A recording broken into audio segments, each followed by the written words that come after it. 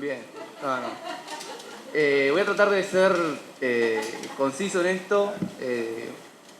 Mi exposición está dividida en tres partes. Voy a tratar de usar 5 minutos por cada parte. Así que esperemos completa. ¿Bien? Bueno, cambiamos. Bien. Como ven, el título es Incremento poblacional, expansión urbana en la conurbación neuquina. Va a tocar bastante los temas que ya vimos en la primera parte del seminario. Entonces, algunas partes por ahí lo voy a saltear como para no demorarnos tanto. La pregunta es si vamos hacia un modelo monocéntrico. Bien, ahora les voy a explicar de qué se trata. Yo empiezo la primera parte hablando de tres modelos territoriales de ciudades. Tres modelos clásicos que por ahí se plantean en lo que es geografía urbana a nivel europeo. Entonces hablan de tres modelos básicos o estandarizados ya de algunas ciudades que se van conformando, como alguna clasificación de ciudades, ¿no? En base principalmente a la forma que tienen y cómo esa forma condiciona la habitabilidad de las personas y la organización de la ciudad en sí misma. Bien, el primero de los tres modelos es una ciudad con características dispersas, que lo plantean, en este caso, Nogués y Salas, del 2009. Entonces, hablan de ciudades con características dispersas. Por ahí, cuando hable de cada modelo, ustedes pueden ir pensando en las características de la ciudad donde viven, o de la ciudad de Neuquén, o de la conurbación neuquina, o del Gran Neuquén, o del área metropolitana de Neuquén, que por ahí es difícil ponerle nombre a este lugar, pero ya muchos lo han nombrado de alguna manera, ¿no? Y ya se entiende más o menos de lo que estamos hablando.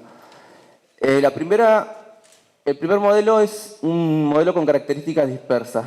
Para tener en claro, es importante diferenciar que no es lo mismo difusión que dispersión. Dispersión habla de lo que es las características físicas, cómo están las manchas urbanas distribuidas, y difusión habla de la difusión de las relaciones que hay entre esas manchas urbanas y por ahí la ciudad central.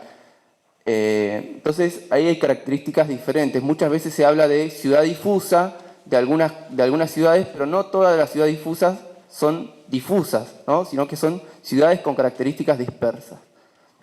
Bien, esas ciudades por ahí con características dispersas tienen como ventajas para ciertos sectores de la población, que yo diría para los estratos medios y altos, de altos ingresos, porque esas personas pueden vivir alejadas de algunos centros indeseables y están como aislados de la sociedad. Pero este modelo de ciudad tiene muchas desventajas. Como lo ven ahí, hay escasa accesibilidad, hay mucha dependencia del vehículo privado, ineficiencia y dificultad en la gestión del uso residencial. En la primera parte, cuando habló el compañero de Cipoletti, hablaba de qué difícil es llevar los servicios cuando la mancha urbana está, o la urbanización está tan lejos, ¿no? ¿Cómo llevamos esos servicios a ese lugar? Entonces, desde el punto de vista de la gestión también es complicado y es ineficiente. Hay problemas de escasez de la vida pública, no hay relación entre los estratos sociales, se da una polarización de la sociedad y hay problemas de congestión porque se priorizan algunas vías. Entonces vemos que este modelo tiene bastantes características negativas, ¿no? Pero es algo que lo vemos en varias ciudades, o que se está dando y que se ha dado principalmente en América Latina en la década de los 90. Bien, el segundo modelo que plantea Nogués y Salas es el de las ciudades compactas, que me parece que me salté una, no. Bien, el de las ciudades compactas. Bien, ¿qué sucede con las ciudades compactas? Tienen algunos problemas de congestión, principalmente en el centro, se concentra mucho la renta urbana, pero estos autores van a plantear de que hay un volver a estas ciudades compactas porque tiene muchas ventajas, ¿no? Entonces las ventajas serían, por ejemplo, que se fomenta otro tipo de transporte, bicicleta, a pie, o por ejemplo, como sucede en Buenos Aires, el Metrobús, el subte, hay otro tipo de movilidad y más variedad de movilidad porque todo está más cerca en esa ciudad compacta. Es más fácil gestionar los servicios, los equipamientos y no hay tanta polarización social porque al ser tan compacta la ciudad, ¿no? Hay como una mezcla o como un entrecruce mejor entre los diferentes estratos sociales. Desde el punto de vista económico, algunos autores como Trujillo plantean que, bueno, que lo negativo que tiene es que esa ciudad central o compacta concentra mucho la renta y los centros de empleo en el centro, y a medida que nos alejamos, ¿no? Disminuye la renta para las parcelas y es más difícil para las personas llegar a los centros de empleo. Esto es en una ciudad monocéntrica, con un solo centro.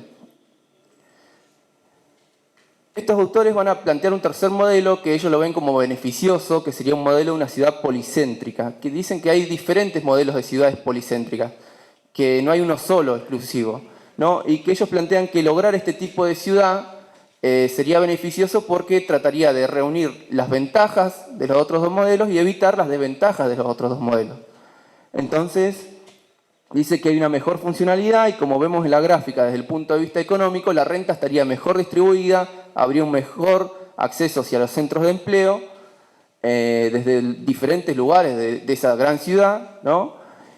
Y lo que plantean ellos es que para lograr una ciudad policéntrica que tenga esas ventajas y que evite esas desventajas, es que es muy importante fomentar que los centros de menor jerarquía, es decir, los que están a los costados, en el caso del área metropolitana de Neuquén, podríamos hablar de centro de menor jerarquía, Neuquén sería el principal, y Centenario, Plotier, Cipolletti y otros más serían de menor jerarquía. Lo que dice este autor es que hay que fomentar a los centros de menores jerarquías para que se conviertan en centros, no en zonas urbanizadas solamente o en áreas dormitorio. Eso facilitaría las ventajas y evitaría las desventajas de los otros dos modelos.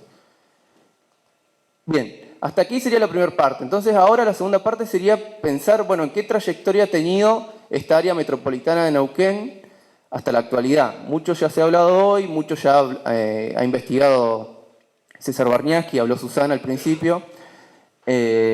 Entonces vamos a hablar un poco más rápidamente de esto, ¿no? Hay un surgimiento y desarrollo de ciudades del Alto Valle que está muy asociada al ferrocarril, ¿no? El ferrocarril en su avance necesitaba parar cada tantos kilómetros, y en esas estaciones que se fueron formando fueron surgiendo aglomeraciones, como las llamaba César Barniaski, ¿no? Esas aglomeraciones en muchos casos funcionaron como centros efectivos, no eran áreas dormitorio, como sí hay ahora aglomeraciones que son áreas dormitorio, y esos centros fueron generando un área metropolitana sin metrópoli, ¿no? En el momento que lo veía Barniaski, más que nada en principios de la década del siglo XX. Entonces él veía un área con un equilibrio bastante estable, es decir, no había un peso tan grande de una sola ciudad en todo este sistema del Alto Valle. Pero, como sabemos, el crecimiento diferencial de la ciudad de Neuquén, sea por el crecimiento del Estado neuquino, por los hidrocarburos, por el comercio de la ciudad, por las diferentes funciones que fue adquiriendo la ciudad de Neuquén, hizo que el peso poblacional y el peso del funcionamiento, de las relaciones, del comercio y de todo se fuera reuniendo en torno a la ciudad de Neuquén. Entonces se fue formando lo que llamó Barniaski una conurbación en torno a la ciudad de Neuquén. Él la vio por ahí en un primer momento, hasta donde llegaron sus estudios, en base a Plotier, Neuquén y Cipolletti. Pero por ahí podríamos sumarle alguna otra área como parte de esa conurbación. Y eso fue generando inconvenientes para un buen desarrollo de todo el sistema del Alto Valle. En esta parte yo soy geógrafo, trabajo en el departamento de geografía del Comahue. Entonces les muestro como el análisis básico que hace la geografía desde este punto de vista. Después vamos a agregarle otras variables para entender un poco mejor qué está pasando. Como ya vimos, desde el 50, estos son los datos de Barniaski, no se alcanza a ver arriba, pero el primer dato es 1950, el último es 2000, el segundo es 2010, y este es el incremento poblacional. Han crecido mucho ciudades que están más cercanas a la ciudad de Neuquén. Las de violeta son las ciudades de la provincia de Neuquén, entonces tenemos el crecimiento muy exponencial de Neuquén, Centenario y Plotier. General Roca ha crecido, Villa Regina también y Cipolletti principalmente. Pero de las que más crecieron, fíjense que la mayoría están cercanas a la ciudad de Neuquén. ¿Cómo se ve esto espacialmente, ¿no? Lo que sería el circulito marrón es cómo fue en 1950. Fíjense que si nosotros nos fijamos solamente en eso, hay como un equilibrio en toda el área del Alto Valle. Pero si nos fijamos en los círculos de incremento de población, vemos que el peso poblacional se fue hacia esta área, ¿no? Neuquén, Cipolletti, Plotier, Centenario, y en menor medida otras ciudades como Cinco Saltos, arriba a la derecha, que ha incrementado su población, pero no tanto. Por ahí Allen ha incrementado su población, pero no tanto. Entonces vamos definiendo como esta área metropolitana con algunos límites, ¿no? Que lo podemos ver desde otras variables. Desde las manchas urbanas, por ejemplo. Las manchas urbanas, las más oscuritas que están en el centro, son las que marcó Barniaski en el libro La conformación de un área metropolitana en torno a la ciudad de Neuquén, que fue el que escribió con Edith Pantelides. Esas manchas las georreferencié, las ubiqué, y las otras manchas que las rodean son las manchas urbanas de 2014 en base a Google Earth. Entonces vemos que en todas las ciudades de esta área que ya estamos cerrando, ¿no? Esta área metropolitana de Neuquén, en todas las ciudades ha crecido la mancha urbana. Se nota muchísimo en Neuquén, muchísimo en Plotier, muchísimo en Cipolletti, mucho en Centenario, pero en otras áreas como Cinco Saltos no ha sido tan significativo, o Allen, el crecimiento de la mancha urbana, sí en Fernández Oro, por ejemplo.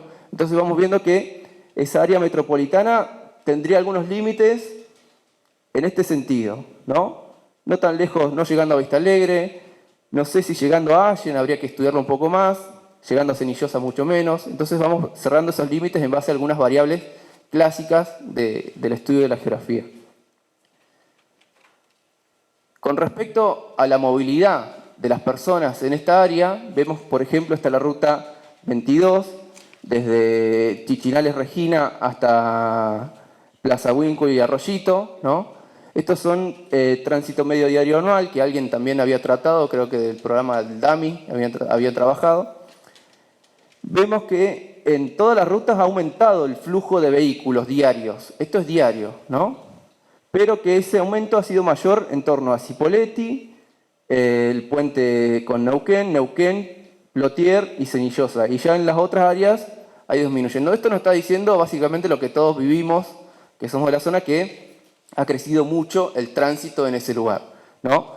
El otro dato que se podría ver es el de la ruta 151, pero marcaría más o menos lo mismo. Mucho crecimiento en Cipolletti, hasta Cinco Saltos, y menor hacia, que nos vamos hacia el norte por la 151.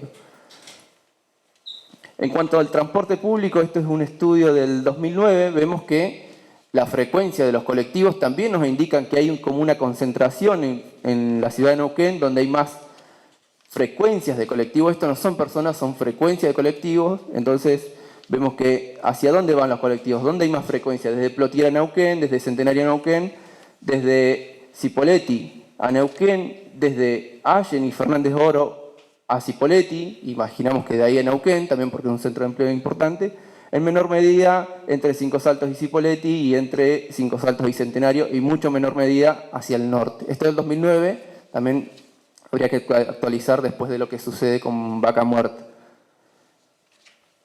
Bien, yo aparte, dentro de mi investigación, quise como actualizar esto y ver las personas que se movilizaban. Entonces hice un estudio de conteo vehicular durante una hora estipulada a la mañana, durante una hora pico, de cuántos vehículos iban hacia un lado o hacia el otro en las diferentes rutas. Entonces, con un cuenta ganado, en una hora determinada, que sería la hora pico, conté los vehículos que iban por las principales rutas cercanas a Neuquén en cada dirección. El resultado, como uno podría suponer, son más los vehículos que van a esa hora, a la mañana, ¿no?, hacia Neuquén, que los que se van de Neuquén.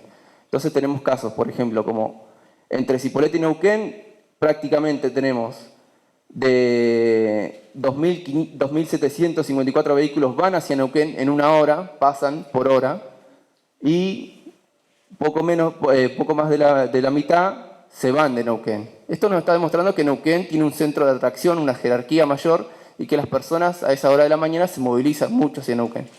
Esto nos está hablando de la concentración. Vamos a ver cómo eso influye dentro de la forma de la ciudad, dentro de esos tres modelos que estuvimos viendo, ¿no?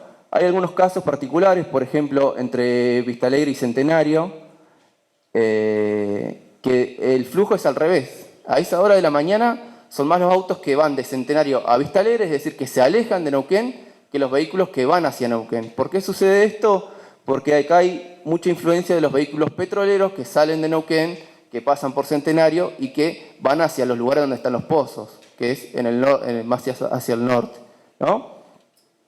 Entonces esto demuestra que por ahí, acá este resultado es por ahí un poco mentiroso y que está influyendo un poco la actividad petrolera en eso, en esa movilidad de las personas. Acá hay una cuestión de trabajo fuera de esos lugares y que no van a Neuquén.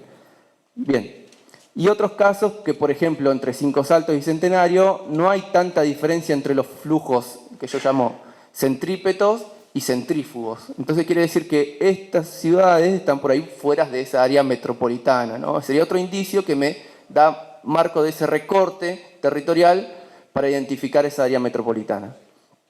Bien, espacialmente este es el resultado de los mapas. Fíjense, los flujos que van hacia Neuquén, es decir, los centrípetos, predominan entre Cipolletti y Neuquén, entre Plotier y Neuquén, entre Centenario y Neuquén, y en menor medida ya en estos sectores más alejados. Consideré Las Perlas también porque es un sector de crecimiento, como habló el compañero de Cipolletti, muy importante para este sector. Bien. Hasta ahí sería la segunda parte, ¿no? Vimos los tres modelos, vimos qué sucede con Neuquén en base a estos análisis por ahí básicos o clásicos de la geografía urbana.